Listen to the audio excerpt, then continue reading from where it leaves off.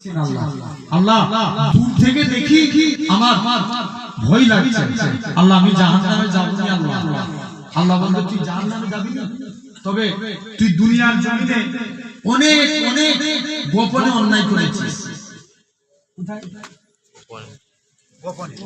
গোপনে গোপনে অন্যায় করেছিস তবে তোর ওই গোপনের অন্যায়ের কথাগুলো ভাই একটা জিনিস জানবেন যেটা দুনিয়াতে কেউ জানে না সেটা কে জানে আল্লাহ এটা মাথায় রাখতে হবে এখান থেকে একটা শিক্ষার বিষয় আছে আল্লাহর ওলি হাসান বাজরি হুজুরের কাছে একটা যুবক ছেলে গেল যে বলছে হুজুর আমি একটু এই শুনছো হুজুর আমি আল্লাহর ওলি হতে চাই আমাকে একটু আমল বলুন তো বলছে বাবা তুমি আল্লাহর ওলি হবে দুটো জিনিস মুখস্থ করো আমি যে কথা বলি এটা আমার আল্লাহ শুনতে পায় আমি যে কাজ করি এটা আমার আল্লাহ দেখতে পায় কি বলছে বলো বলো বলো আমি যে কথা বলি কে শুনতে পায় আল্লাহ আর আমি যে কাজ করি আল্লাহ দেখতে পায় মন দিয়ে শুনো ভাই এখন যুবক প্রথমে রাত যে আল্লাহ হুজুরের কাছে এলাম হুজুর একটু ভালো ধরনের আমল দিবে হিসাব না দিয়ে হুজুর শুধু বলে দিল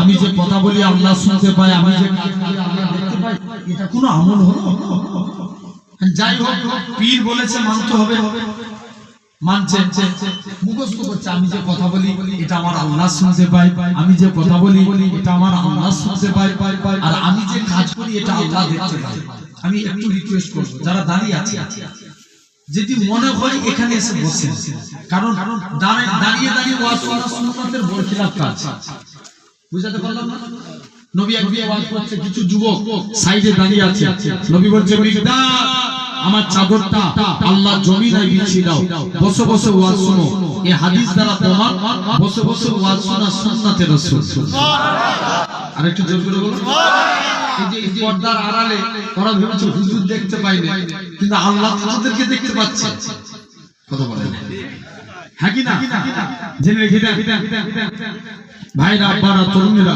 আসেন এখন ও মুখস্থ করছে কি আমি যে কথা বলি কে শুনতে পায় আল্লাহ আর আমি যে কাজ করি আল্লাহ দেখতে পায় এরকম অনেক দিন মুখস্থ করে একদিন হাসান বাজরি হুজুরের কাছে গেছে মুসলমান ছেলে মেয়েরা বাবা তরুণেরা হে নবী প্রেমিকেরা যুবক ছেলেরা আল্লাহ পাকের ওলি হযরত হাসান বাজরি রাহমাতুল্লাহ আলাইহি কাছে চলে গেলেন হযরত হাসান বাজরি বলে ও বাবা যুবক বলো তো দেখি তুমি কি শিক্ষা পেলে আল্লাহ পাকের ওলির কাছে যে যুবক ছেলেরা বলে ও আল্লাহ পাকের ওলি হুজুর আমি যখন অন্যায় করি আমার মনে পড়ে যায় কেউ না শুনতে পায় আমার আল্লাহ শুনতে হুজুর আমি যখন হারাম কথা বলি মনে পড়ে যায় কেউ না শুনতে পায় আমার আল্লাহ শুনতে পায় হুজুর আমি যখন অন্যায় কাজ করি তখন আমার মনে পড়ে যায় কেউ না দেখতে পাই আমার আল্লাহ দেখতে পায় হুজুর আমি গোপনে হারাম কাজ করতে পারি না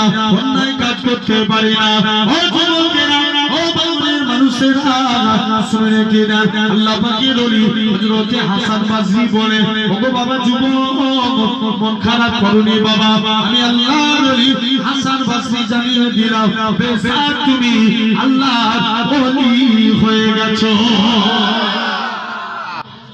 মাশাআল্লাহ এটা ভাঙরের আওয়াজ কোথাটা জোর করে বলেন ভাঙরের আওয়াজ আরো জোরে হবে একবার তাকবীর মারো তো দেখি না রে তাকবীর দেখেছো আওয়াজ এই যুবকরাই মাহফিল কাঁপিয়ে দিবে আলহামদুলিল্লাহ তাহলে শুনছেন তো ভাই মন দিয়ে একটু শুনে একটু ধৈর্যের পরিচয় দেন একটা একটা করে আলোচনা করছি এখন বান্দা কোথায় যাচ্ছে ওই যে বান্দাকে বললো আল্লাহ বলছে তবে তোর গোপনে অন্যায়ের কথাগুলো মানুষের কাছে তুলে ধরি জানবে যেটা তুমি কেউ না দেখতে পায় সেটা আল্লাহ দেখতে পায় আসেন তাহলে আমরা এই কালকে ইবাদত করেছি হ্যাঁ কি না জোর করে বলো আচ্ছা মনে মনে ভাবিনি যে সারা রাত ইবাদত করেছি এটা আমার আল্লাহ দেখতে পেল কথা বলে এটা মনে মনে ভেবেছি না ভাবিনি কিন্তু তুমি এটা কেন ভাবছো না আমি যখন অন্যায় করি এটাও তো আল্লাহ দেখতে পায় ভুল বললাম না ঠিক বুঝতে পারলাম? আমরা যখন ভালো কাজ করি, মনে করেন এই জলসাতে 1000 টাকা দান করেছে, যুবকটা বলছে আমি এই জলসায় ভালো কাজে 1000 টাকা দিলাম, 2000 টাকা দিলাম, তুমি অবশ্যই, আমি অস্বীকার করব না, তুমি ভালো কাজ করেছো। তুমি তখন মনে হচ্ছে আল্লাহ দেখছো, আল্লাহ আমি ভালো কাজে টাকা দিলাম। কিন্তু তুমি যখন অন্যায় করো, তখন তুমি কেন মনে করো নি আল্লাহ আমি এই অন্যায় কাজটা করেছি, এটাও তো তুমি দেখছো। যদি এটা ভাবতে পারি, জানবেন তুমি অন্যায় কাজ থেকে দূরীভূত হয়ে যাবে। জোরে বলে এটাকে নিজের ইসলাম। ভাই আমাদের, আমি একটু পরে আসছি, আমাদের অন্তর পাক করতে গেলে কিছু কাজ করা লাগে, তবে মানুষ পরিবর্তন হবে। অন্তর যদি নাপাক হয়, মানুষ কি হবে? মানুষটা পুরো বডিটাই নাপাক। আর অন্তর পাক মানে পুরো শরীরটা পাক। এটা হাদিস শরীফ, আমি কোনো বানানো কথা বলছি না। হাদিস শরীফ, ইন্না ফিল জাসাদা লা মুদগাতুন ইজা সালুহা সালুহাল জাসাদু কুল্লুহু। हमारे दिल के अंदर एक गोश्त का टुकड़ा है, अगर वो गोश्त का टुकड़ा पाक रहे तो पूरा कंप्लीट बॉडी पाक। वो एजा फसादा फसादल जसादा कुल्लुहु, अगर वो गोश्त का टुकड़ा नापाक हो जाए तो पूरा कंप्लीट बॉडी नापाक। अल्लाह रसूल बोलते अला वहियाल काल, उसका नाम है काल बंत। এটার নাম জোর করে বলো, কাল অন্ত। এখন যাই হোক, বান্দাটা বলছে আল্লাহ তাহলে আমি জাহান্নামে যাব না। আল্লাহ বলছে তোর গোপনের গুনার কথাগুলো আমি তাহলে মানুষের কাছে তুলে ধরি না। আল্লাহ তা করবেন না, আমি জাহান্নামে চলে যেতে চাই। আবার জাহান্নামে যাবে, জাহান্নামের আগুন দেখে আল্লাহর রহমতের দিকে দৌড়ে আসবে। আবার আল্লাহ বলবে তোর গোপনের অন্যায়ের কথাগুলো তুলে ধরি, আবার জাহান্নামের দিকে দৌড়াবে। বান্দা একবার জাহান্নামের দিকে যাবে, আল্লাহর রহমতের দিকে দৌড়ে আসবে। আবার জাহান্নামের দিকে যাবে, আল্লাহর রহমতের দিকে দৌড়ে আসবে। এরকম করতে লাগবে। আল্লাহ ডাক দিবে, বান্দা তো দুনিয়ায় একটা আমল কবুল করিনি, আজকে দিনে তুই যে আমার রহমতের আশা করেছিস, আজ কিয়ামতের ময়দানে আমি আল্লাহ তোকে এই দৌড়াদৌড়ি করার জন্য, তোর এই যে আমার উপরে আশা, আমার উপরে ভরসা, আমার আল্লাহ আমাকে ফিরাবে না, এই আশাটাকে কবুল করে নিয়ে আমি আল্লাহ তোকে মাফ করে দিয়েছি। তাহলে ভাবো কত আল্লাহ তাআলা বান্দাকে ভালোবাসে। আচ্ছা বলো, আমরা যা নাফরমানি করি মাঝে মাঝে মনে হয় যদি কোনো দুনিয়ার কোনো নেতা বা কোনো মালিকের আন্ডারে কাজ করি, তার কাছে দিয়ে যদি এত নাফরমানি করতাম, সে আমাদেরকে কাজ থেকে বরখাস্ত করে দিত, হ্যাঁ কি না? কিন্তু দেখো তারপরেও আমার আল্লাহ আপনাকে ভালোবেসে যাচ্ছে। তারপরেও যদি বলেন ভালো না বাসতে, আল্লাহ রিজিক দেয় কি করে, হ্যাঁ কি না? আল্লাহ ইচ্ছা করলে আজ সম্প্রদায়ের মতো গজব দিয়ে শেষ করে দিতে পারত, সামুদ সম্প্রদায়ের মতো গজব দিয়ে শেষ করে দিতে পারত, কিন্তু সে করেছে। একটা এলো কি করোনা, এলো না? করোনা এলো, কিন্তু তারপরেও দেখো তখন আমি একটা ফেসবুকে দেখবেন, আজ ফেসবুক যারা ইউজ করেন বা দেখবেন, আমি তখন একটা পোস্ট করেছিলাম যে বিপদ যত বড়ই হোক আমরা জানবো আল্লাহর রহমত তার থেকে বড়। অস্বীকার করার জায়গা আছে? বিপদের থেকেও আল্লাহ রহমত বড়। তাহলে খবরদার আমরা আল্লাহর দিকে ফিরে আসি। একটা বান্দা জাহান্নামের ভিতরে দাও দাও করে জ্বলবে, আল্লাহর নাম ধরে ধরে ডাকবে। আল্লাহর কটা নাম? 99টা নাম।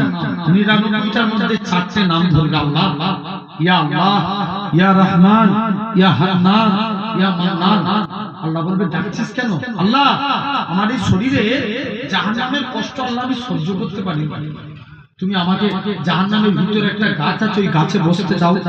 আল্লাহ বলবে যা, আমি তাই তো বসার জায়গা জাহান্নামের গাছই করে দিলাম। আর ডাকবি না আল্লাহ, আর তোমায় ডাকবি। বান্দা আবার ডাকছে, ইয়া আল্লাহ, ইয়া রহমান। আবার কি হলো? আল্লাহ আমাকে একবার জাহান্নামের গেটে বসতে দাও, যাও, তাই করে দিলাম। আর ডাকবি আল্লাহ জান্নাত জাহান্নামের মাঝখানে বসতে চাই, যা, তাই করে দিলাম। আর ডাকবি আল্লাহ আমি জান্নাতের গেটের কাছে যেতে চাই। আরো জোর করে বলো, কোথায় যেতে চাই? জান্নাতের গেটের কাছে। তুই আর ডাকবি না আল্লাহ, আর তোমায় ডাকবি। বান্দা আবার ডাকছে, আবার কি হলো? আল্লাহ একবার কি আমি তো জান্নাতের গেটের কাছে বসে আছি, একবার কি আমার জন্য জান্নাতের দরজা খোলা যাবে না? জোরে বলবে না? তো বান্দা চালাক না বোকা? চালাক। কম না বেশি? বেশি। কোথা থেকে এসেছে বান্দা? জাহান্নাম থেকে দেখে এলো। জান্নাত একটা জান্নাতে ঢুকে নেই। আল্লাহ বলছে যা তুই চাইছিস আমি আল্লাহ তোর জন্য জান্নাতের দরজাও খুলে দিলাম।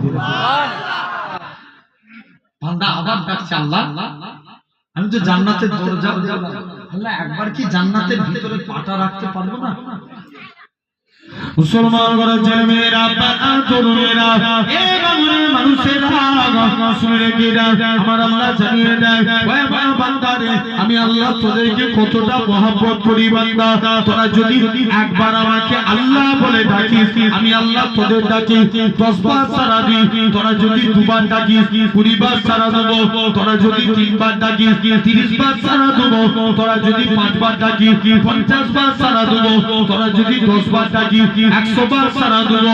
আমার বান্দাকে আর তোরা যদি 100 বার আমাকে আল্লাহ বলে ডাকিস আমি আল্লাহ তোদের ডাকে 1000 বার বান্দা বান্দা বলে সারা দেবো।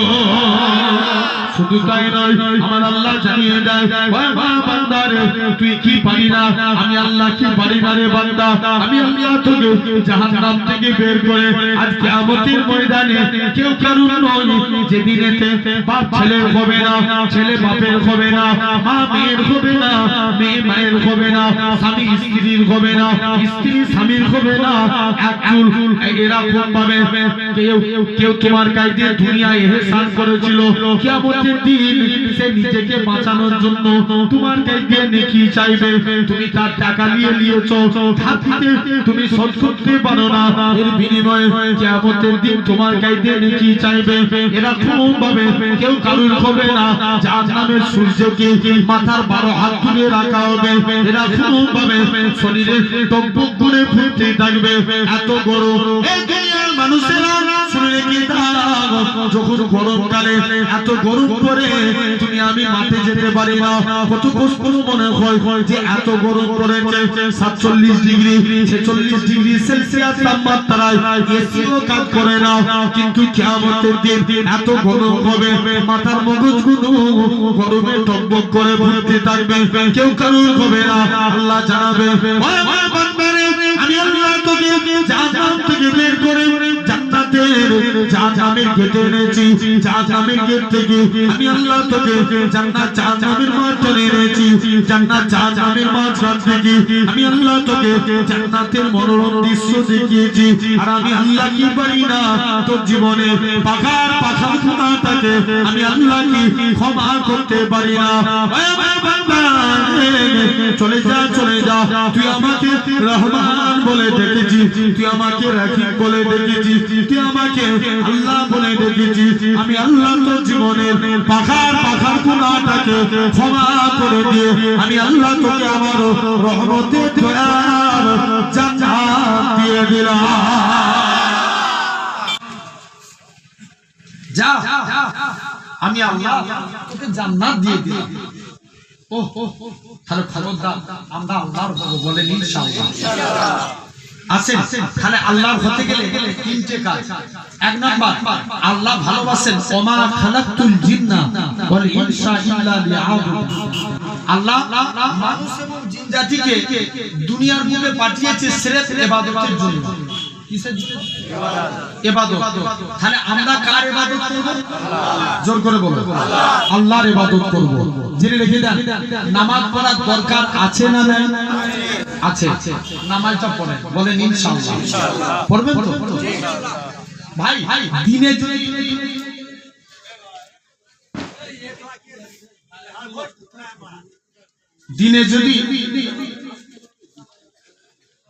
দিনে যদি মনে হয় আপনি 5 ওয়াক্ত পড়তে পারছেন না, 1 ওয়াক্ত পড়বেন। এক ওয়াক্ত নামাজ পড়েন, আমার আল্লাহ চাইলে পারে ইনশাআল্লাহ। আল্লাহর উপরে ভরসা রেখে কথা বলি, আমার আল্লাহ চাইলে পারে একদিন তোমাকে 5 ওয়াক্ত নামাজি বানিয়ে দিবে। আল্লাহ পারে না? পারে, অবশ্যই পারে। তাহলে আমরাও নামাজ পড়বো, বলেন ইনশাআল্লাহ। জেনে রেখে দেন, তবে নামাজ পড়বেন খাঁটি ভাবে পড়বেন, যতটুকু ইবাদত করবেন সলিড, খাঁটি না ভেজাল লাগাতে হবে, ভেজাল লাগালে বেকার, জানবেন বেকার না, পুরো বেকার। আপনার যতটুকু পড়বেন সলিড। আপনি মনে করেন যদি নবী বলেছেন সেরেক দুই প্রকার, কয় প্রকার? দুই প্রকার, একটা শিরকে আকবার, একটা আসগার। আকবার মানে বড়, আসগার মানে ছোট। আকবার মানে আর আসগার মানে ছোট। একটা বড় শিরক, একটা ছোট শিরক। ভাই এই কপাল কার জন্য? আল্লাহর জন্য। এটা আল্লাহ ব্যতীত অন্য কাউকে দেয়া যাবে? জোর করে বলো, কাউকে দেয়া যাবে না। আর শিরকে আসগার লোক দেখানো কাজ। নবী বলেছে আমার উম্মতরা বেশি পথভ্রষ্ট হবে লোক দেখানো কাজের ব্যাপারে, রিয়া করা, যেটাকে বলা হয় তাফসীরে এরকম ভাবে তাবিয়াউল গাফিলিন কিতাবে এসেছে, রিয়াকারী মানে লোক দেখানো কাজ। সমাজে কিছু নামাজি আছে, যখন একা একা নামাজ পড়ে বিরাট ভাবে জায়গা করে নামাজ পড়ে দেয়, আর লোকজনের সামনে নামাজ খুব সুবিসাদক হয়ে যায়। আছে না নাই? এরকম নাই? দেখবেন এমনি টাইমে একটা ভিখারি ওকে দান চাইছে, 14 বার ঘোরাচ্ছে, 14 বার, আর লোকজনের সামনে ভাই আমায় 50 টাকা দাও না, দাঁড়া আল্লাহ তোর ভালো করুক, পকেট থেকে 50 টাকা বার করে দিয়ে দিল। দেখছে লোক বুঝুক নাই, লোকটা আছে না নাই? হচ্ছে না? বাস্তবে এটাই হচ্ছে। জেনে রেখে দেন ভাইরা, আব্বারা, তরুণেরা, কিন্তু যতটুকু কাজ করব লিল্লাহি, আল্লাহকে খুশি করার জন্য। কার জন্য? আল্লাহকে। যে আল্লাহ তুমি খুশি হলে তবে আমার নামাজ, তুমি খুশি হলে তবে আমার দান, তুমি খুশি হলে তবে আমার যাকাত, তুমি খুশি হলে তবে আমার হজ, তুমি খুশি হলে তবে আমার উমরা। যদি আল্লাহ তুমি খুশি হও তবেই আমার ইবাদত, ঠিক কি না? ইবাদত কার জন্য? আল্লাহর খুশির জন্য আমরা নামাজ পড়ব, বলেন ইনশাআল্লাহ। মহব্বত দেখেন নামাজের প্রতি। আমরা হঠাৎ করে যদি মসজিদে নামাজ পড়তে পড়তে কারেন্ট চলে যায়, দেখবেন এমনও দুনিয়ায় কিছু লোক আছে ও নামাজ পড়তে পড়তে বলল হাই যা কারেন্ট চলে গেছে। নামাজ হবে? জোর করে বলুন। নামাজ পড়তে পড়তে মোবাইলে দেখবেন রিং হচ্ছে, ফোনটা তুলে বলছে ভাই এখন আমি নামাজ পড়ছি, করে কথা বলবো। হবে? হাকিকাত বলছি আপনাদের। মাদ্রাসা বাচ্চাদের রিভেঞ্জ দিয়া বুঝেন, মাদ্রাসার ছেলেদের এরকম আমাদের এই সাইডে একটা মাদ্রাসা আছে, মাদ্রাসায় একজনের মানে একটা বাচ্চা তার বাড়িতে খায়, তো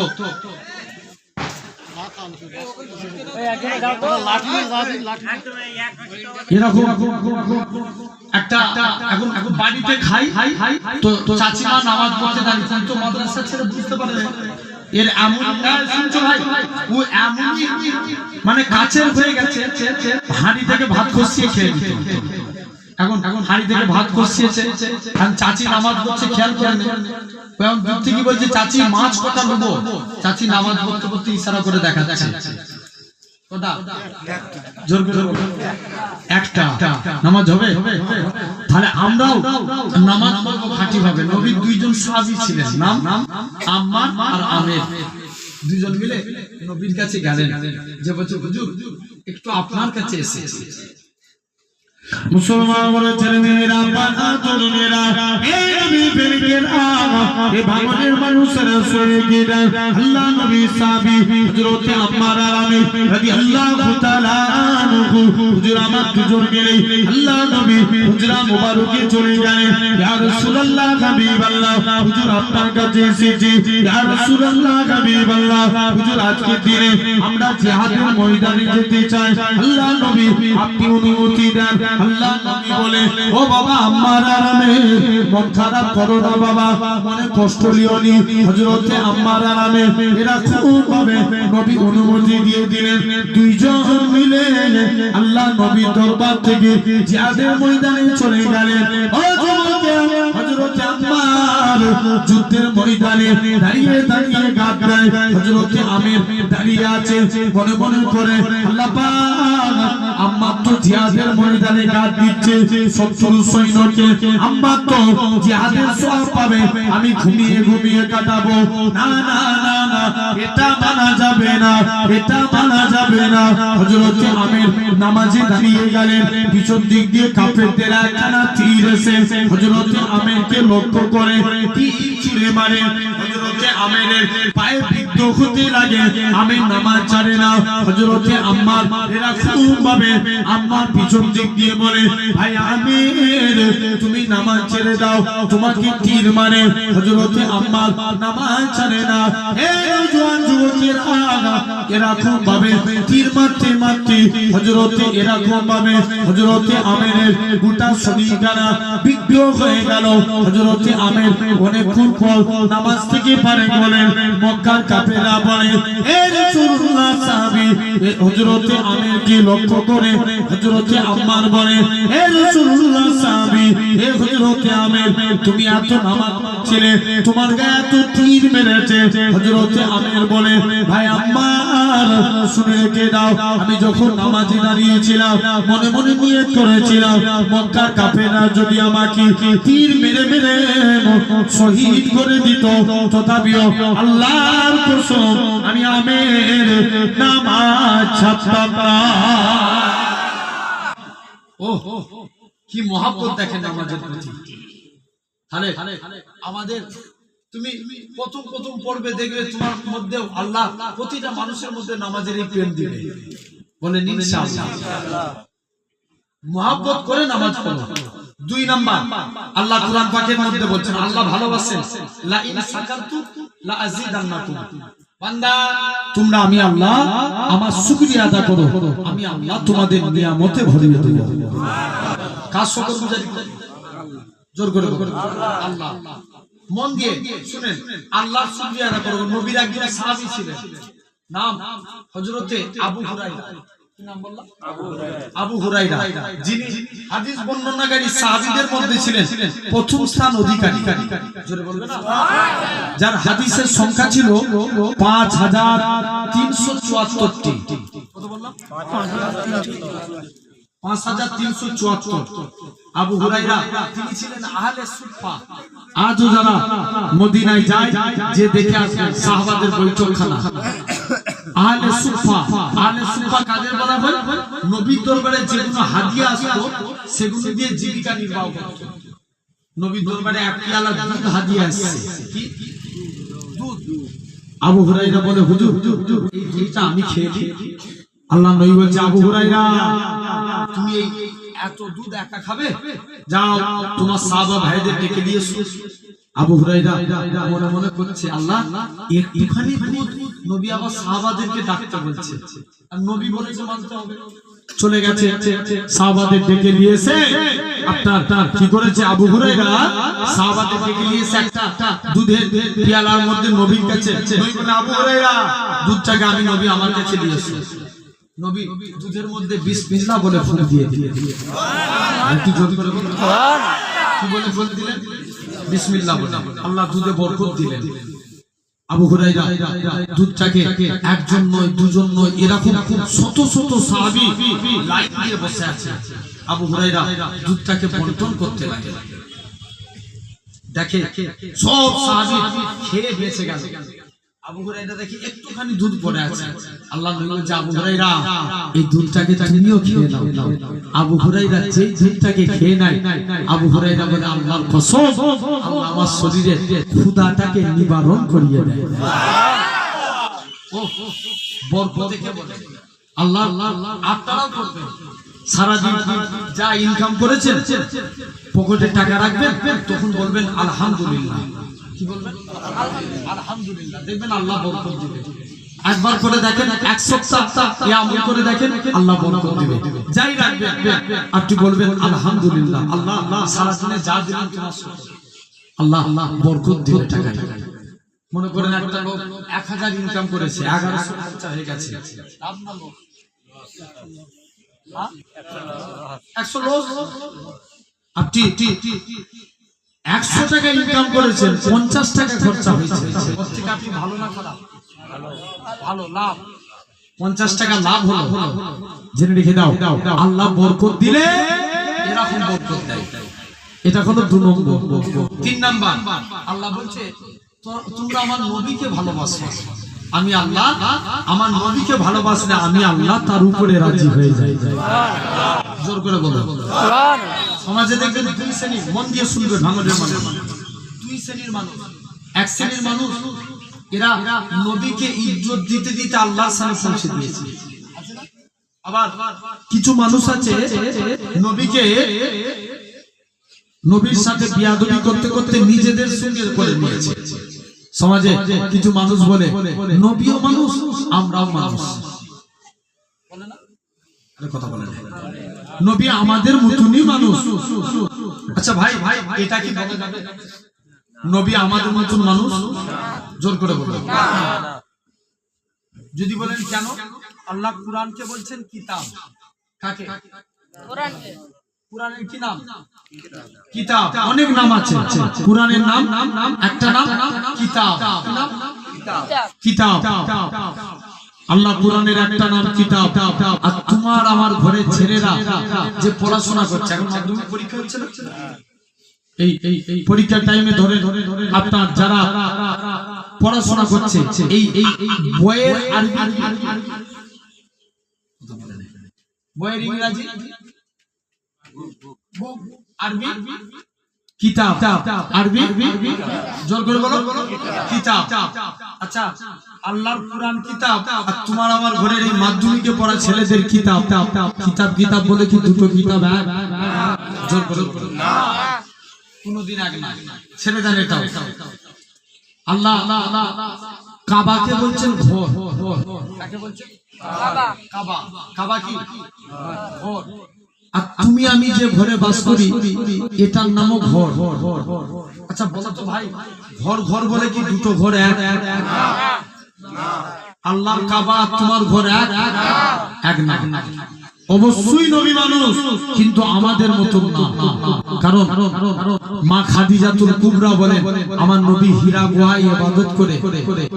আমি এই বছর উঠেছিলাম যে ওখানে প্রায় 3 ঘন্টা 3.5 ঘন্টা সময় লেগে গেল। আপনি যাচ্ছি আল্লাহু আকবার, আমি চিন্তা করছি তখন যত উঠছে আর মনে মনে চিন্তা করছি আল্লাহ এখন সিঁড়ি হয়ে গেছে, আমরা যদি এত হাঁপিয়ে যাই। এমন একটা টাইম ছিল মা খাদিজা দিনে 3 বেলা নবীকে খাবার দিতে যেত। ও কত কষ্ট করেছে দেখেন। একটা জাবলে সুর যে পাহাড়ে আবু বকর 3000 ফুট উঁচু, কত বললাম? 3000 ফুট উঁচু, মানে এই জমিন থেকে কত? 3000 ফুট। কাফেরদের জন্য আবু বকর বলে আল্লাহ আমার নবী এই পাহাড়ে উঠবে, আমার নবীর কষ্ট হবে না? আবু বকর নবীকে নিজের কাঁধে তুলে নিয়ে 3000 ফুট পাহাড়ের উপরে উঠেছে। মোহাব্বত কেউ করতে পারবে? জোর করে বলো। তাম দুনিয়ার মানুষের ভালোবাসা যদি একদিকের পাল্লায় রাখা হয়, আবু বকরের ভালোবাসার পাল্লা ভারী হয়ে যায়। কথা বলে জেনে রেখে দেন ভাই, তো সেই নবী, তাহলে নবীকে আমাদের মতন ভাবা যাবে না। আচ্ছা বলে এই জিহাদ এই ছেলেগুলো শান্তিপুর বাজারে আনতে গেছিল বারবার করে, এখন ফোনে জানা হয়ে গেছে, এরা খোঁজ দিচ্ছে ভাইজান দূরে আছেন, আমি বলছি এই বিশ্ব বাংলায় আছি, এই 6 লেন ঢুকছি, সাতুলিয়ায় আছি। ফোনের যুগ, নবীর জামানায় কি ফোনের যুগ ছিল? সাহাবা মাঝে মাঝে নবী হুজরা থেকে কোথাও চলে যেতেন, সাহাবারা নবীকে খুঁজতেন, আল্লাহ কোথায় গেলে নবী পাবো? নবীকে দেখতে পেতেন না। সাহাবাদের মন খারাপ। তখন তো ফোন থাকে না, ফোন করে জেনে নেব কোথায় আছে, ফোন থাকে না। মুসলমান করে ছেলে মেয়েরা, বাবা তরুণীরা, এই ভাগতের মানুষেরা শুনে কি দাও, আল্লাহ পাক আপনার আমার নবী কত মাকাম খানা দিয়েছে, আপনার আমার নবী কত ইজ্জত খানা দিয়েছে। আমার রাসূলুল্লাহ যখন রাস্তা দিয়ে হেঁটে হেঁটে যেত, রাস্তার পাথরগুলো আমার নবীকে সালাম দিত। এরকম ভাবে হযরতে আলীর কথা বলি, কোন এক টাইমে জিহাদের ময়দানে আল্লাহ নবী আগে আগে যায়, হযরতে আলী আল্লাহ নবী পিছু পিছু হেঁটে হেঁটে যায়। হযরতে আলী লক্ষ্য করে দেখে বারে বারে কে যেন নবীকে সালাম দেয়। হযরতে আলী চতুর্দিকে তাকায়, আল্লাহ পাক কাউকে দেখতে পায় না, কে নবীকে সালাম দেয়। আবারও হযরতে আল্লাহ নবী আগে আগে যায়, হযরতে আলী আল্লাহ নবী পিছু পিছু হেঁটে হেঁটে যায়। হযরতে আলী লক্ষ্য করে দেখে, হযরতে আলীকে আল্লাহ নবী হযরতে আলী লক্ষ্য করে দেখে বারে বারে নবীকে কে যেন সালাম দেয়, আসসালাতু ওয়াসসালামু আলাইকা ইয়া রাসূলুল্লাহ, ইয়া রাসূলুল্লাহ।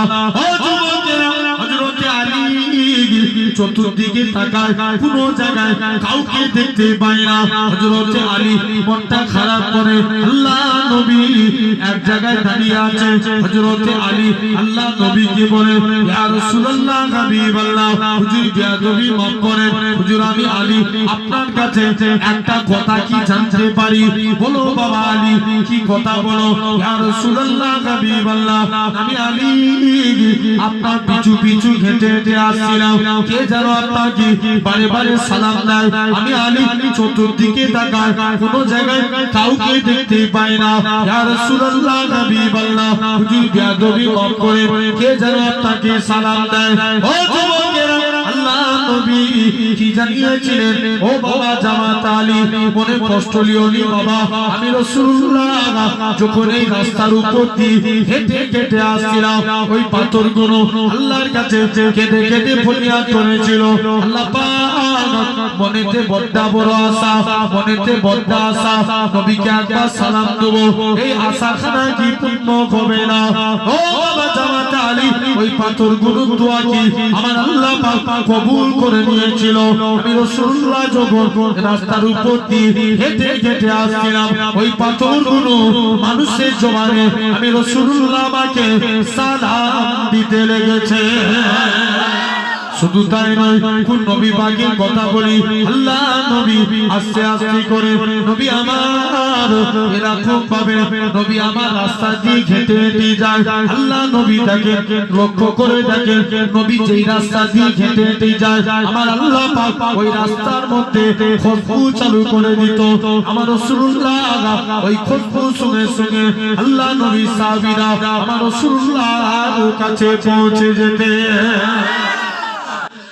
তকবীর মারো, তকবীর দাও, নারে তাকবীর, জোরে দাও নারে তাকবীর, একজন দাও, সবাই মিলে বলো নারে তাকবীর। আওয়াজ হচ্ছে, দাঁড়াও, জোর করে দিবেন সবাই। রেডি? দাও নারে তাকবীর। জেনে রেখে দেন, তাহলে এই ছিল আপনার আমার হ্যাঁ কি না? মানার মতো মানবো, বলেন ইনশাআল্লাহ।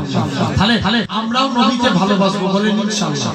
ভাই ভাই, তিনটে জিনিস, মন দিয়ে শুনো, তিনটে জিনিস, ইবাদাতুল্লাহ, কিতাবুল্লাহ, কাবাতুল্লাহ, এই তিনটের থেকেও সম্মান বেশি রাসূলুল্লাহ। গোটা গোটা জোর করে বলো, হাবিব সাহেব জোরে বলো। তিনটে, ইবাদাতুল্লাহ, তারপরে কিতাবুল্লাহ আর কাবাতুল্লাহ। আসেন কোন নবী, মন দিয়ে শুনবেন।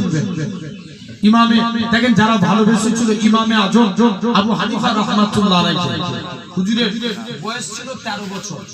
কত বছর? 13 বছর। আলেম সমাজ, শুনছো?